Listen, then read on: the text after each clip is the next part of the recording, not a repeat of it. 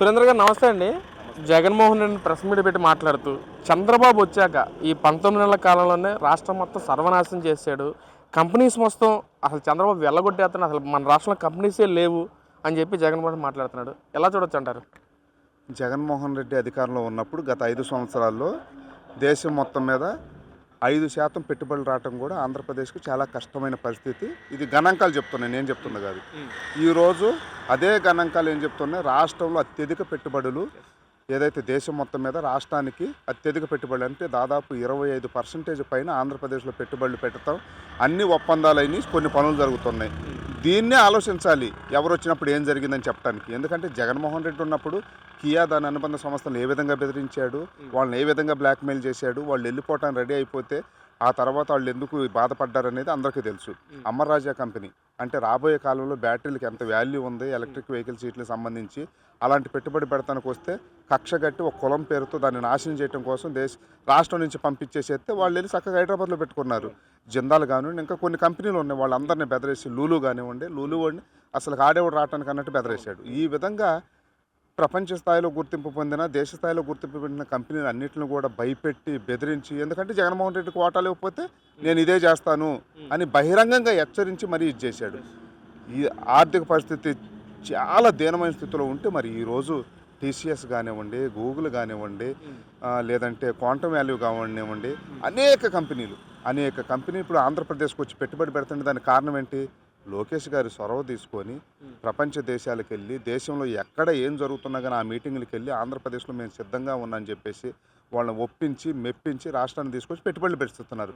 దీన్ని బట్టి అర్థం చేసుకోవాలి జగన్మోహన్ రెడ్డి ఈ రాష్ట్రం మీద ఎంత కక్ష కట్టాడు, ఏ విధంగా కుట్రపూర్తి రాజకీయాలు చేస్తారని మన అందరికీ తెలుస్తుంది. అంటే ఒక పక్కన మాట్లాడుతూ అసలు రాష్ట్రంలో చంద్రబాబు అసలు చాలా వేల కోట్లు పెట్టుబడులు తీసుకొస్తా అని చెప్పి ప్రజలు మోసం చేశాడు. అసలు రాష్ట్రం మొత్తం అప్పుల హూబులు నింపేశాడు చంద్రబాబు అని చెప్పి కూడా మాట్లాడుతూ ఉన్నారు.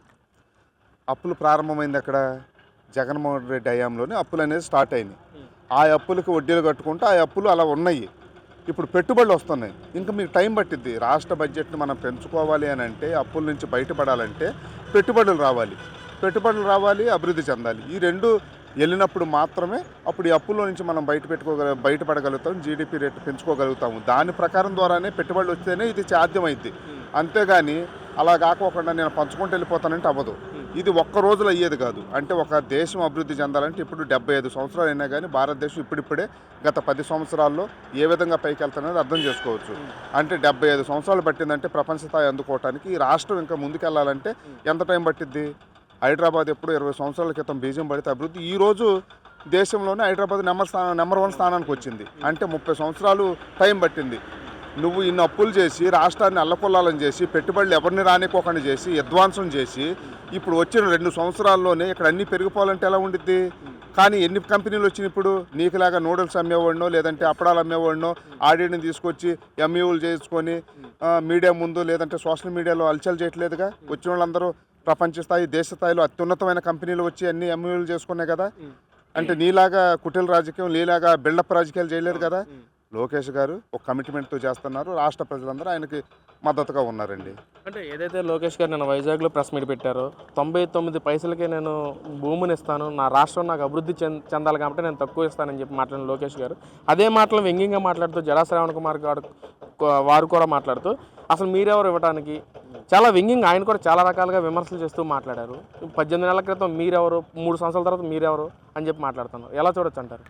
ఈ 70 సంవత్సరాల రాజకీయ చరిత్రలో ఉమ్మడి ఆంధ్రప్రదేశ్లో కానివ్వండి, ఇప్పుడు ఆంధ్రప్రదేశ్లో కానీ అత్యధిక ఓట్ల మెజార్టీతో గెలిచిన మొట్టమొదటి ఎమ్మెల్యే ఎవరన్నా ఉన్నారంటే అది లోకేష్ గారు. అలాగే దేశ చరిత్రలో అత్యధిక సీట్లు, అత్యధిక పర్సంటేజ్ ఓట్లు తెచ్చుకున్న పార్టీ ఏదన్నా ఉన్నట్టు కూటమి పార్టీ. ప్రజలు ఎన్నుకున్న పార్టీ ఇది. ప్రజలకు ఏం కావాలో పార్టీ నిర్ణయిస్తుంది, ఆ ప్రభుత్వం నిర్ణయిస్తుంది. ప్రభుత్వమే ఏదైనా చేయాలంటే ఇప్పుడు మన దగ్గర భూములు ఉన్నాయండి, అలా పెట్టుకోవటం వల్ల ఏం ఉపయోగం? నీకు పెట్టుబడులు తీసుకురావాలంటే నువ్వు ఏదో ఒకటి అక్కడ నీకు ప్రత్యేకమైన స్థానం కల్పిస్తేనే పెట్టుబడులు రావడానికి సిద్ధంగా ఉన్నాయి. ఈ రోజుల్లో పక్కన తమిళనాడు కానివ్వండి, గుజరాత్ కానివ్వండి, మేము ఇస్తామని చెప్పేసి వాళ్ళు ఎగబడి పిలుస్తున్నా కానీ వాళ్ళని దాటి ఏదో ఒకటి చేయాలి కదా. చేయాలంటే తప్పని పరిస్థితి. ఆంధ్రప్రదేశ్ బాగుపడాలి, ఆంధ్రప్రదేశ్కి ఆక్సిజన్ అందించాలంటే పెట్టుబడులు రావాలి. రావటం కోసం ఈరోజు 99 పైసలు కాదు, అసలు ఏమీ లేకోకుండా కూడా ఇచ్చినా కానీ తప్పు లేదు. ఎందుకంటే దాని ద్వారా ఉద్యోగాలు, పెట్టుబడులు వస్తాయి, ఇక్కడ మన ఆర్థిక వనరులు మెరుగుపడతాయి. కాబట్టి దీంట్లో ఎలాంటి తప్పు లేదు. నిజంగా భూమి ఉండి ఇవ్వకపోతే, పెట్టుబడులు తీసుకురాకపోతే అది తప్పు. కానీ మన దగ్గర భూమి ఉండి పెట్టుబడులు పెట్టేవాళ్ళు ముందుకు వచ్చినప్పుడు కూడా మనం ప్రోత్సహించకపోతే ఈ రాష్ట్రం ఎలా అభివృద్ధి చెందుతుంది, రాష్ట్ర ప్రజలను అర్థం చేసుకోవాలి. ఈ పనికిమాలిన రాజకీయాలు ఏదో ఒకటి విమర్శ చేయాలనే కోణంతో వాళ్ళు విమర్శ చేయటం తప్ప దీంట్లో ఏ మాత్రం ఇది లేదండి. అంటే సార్ అధికారంలో రాకముందు జగన్మోహన్ రెడ్డి 2019లోనేమో ఒకే రాజధాని అని చెప్పి మాట్లాడాడు జగన్మోహన్ రెడ్డి. అధికారంలోకి వచ్చిన తర్వాత 3 రాజధానులు అని చెప్పి మాట్లాడుతూ ఉన్నారు. మరి ఇప్పుడు నిన్న ప్రెస్ మీట్లో పెట్టి కూడా అమరావతి అని పేరు మాట్లాడకుండానే సోకాల్డ్ రాజధాని అని చెప్పి మాట్లాడుతున్నారు. అసలు ఎలా చూడొచ్చు జగన్మోహన్ రెడ్డి ప్రెస్ మీట్ మీద? ఆంధ్రప్రదేశ్ బాగుపడటం ఆయనకి ఇష్టం లేదండి. ఆంధ్రప్రదేశ్ అభివృద్ధి చెందటం ఆయనకి ఇష్టం లేదండి. ఆంధ్రప్రదేశ్లో ఒక రాజధాని ఉండాలి, అది ప్రపంచ రాజధాని ఉండాలంటే ఆయన తట్టుకోలేకపోతున్నాడు. ఎందుకంటే ఈ రాజధాని అమరావతి కనుక పూర్తయితే ప్రపంచ చరిత్రలో చంద్రబాబు గారికి, లోకేష్ గారి పేరు నిలిచిపోయింది. కాబట్టి ఇక నేను ఏ రాజకీయాలు చేయలేను. కాబట్టి ఈ అమరావతిని ఏ విధంగా ధ్వంసం చేయాలి, ఈ అమరావతిలో విధ్వంసం సృష్టించాలి, ఈ అమరావతి నాశనం అయిపోవాలని కోరుకుంటున్న మొట్టమొదట వ్యక్తి, నాయకుడు, పార్టీ ఏదన్నా ఉందంటే వైసీపీ, జగన్మోహన్ రెడ్డి. వాళ్ళు మాత్రమే చేస్తున్నారు ఈ పని. ఎందుకనంటే ఇవన్నీ మేము ఆలోచించి విశ్లేషణ చేసిన తర్వాత అర్థమైంది ఏంటంటే, ఈ అమరావతి రాజధాని అనేది ఏదైతే కోర్ క్యాపిటల్ ఉందో అది ఒక దళిత రాజధాని. ఎందుకనంటే ఎస్సీ నియోజకవర్గం.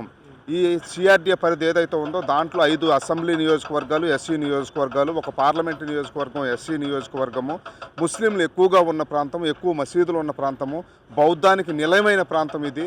అనేక మతాలకి వారసత్వంగా ఇక్కడ మత సామరస్యం పాటిస్తూ అనేక మతాలకు నిలయంగా ఉన్నటువంటి రాజధాని ఇది. ఇది డెవలప్ అయితే ఆయనకు రాజకీయ ఉనికి ఉండదు. కాబట్టి దీన్ని కావాలని చెప్పేసి ఇక్కడ ఎస్సీలు బాగుపడితే తట్టుకోలేక, ఎందుకంటే వాళ్ళ భూముల రేట్లు పెరిగినాయి, ఇప్పటికే తట్టుకోలేకపోతున్నాడు. వాళ్ళ ఇళ్ల ముందు మంచి మంచి రోడ్లు వస్తున్నాయి, వాళ్ళ ఇళ్ల ముందు 5 స్టార్ హోటల్స్ వస్తున్నాయి, వాళ్ళ ఇళ్ల ముందు క్వాంటమ్ వ్యాలీ వస్తుంది, ఇవన్నీ పెద్ద పెద్ద ప్రపంచ స్థాయి యూనివర్సిటీలు వస్తున్నాయి.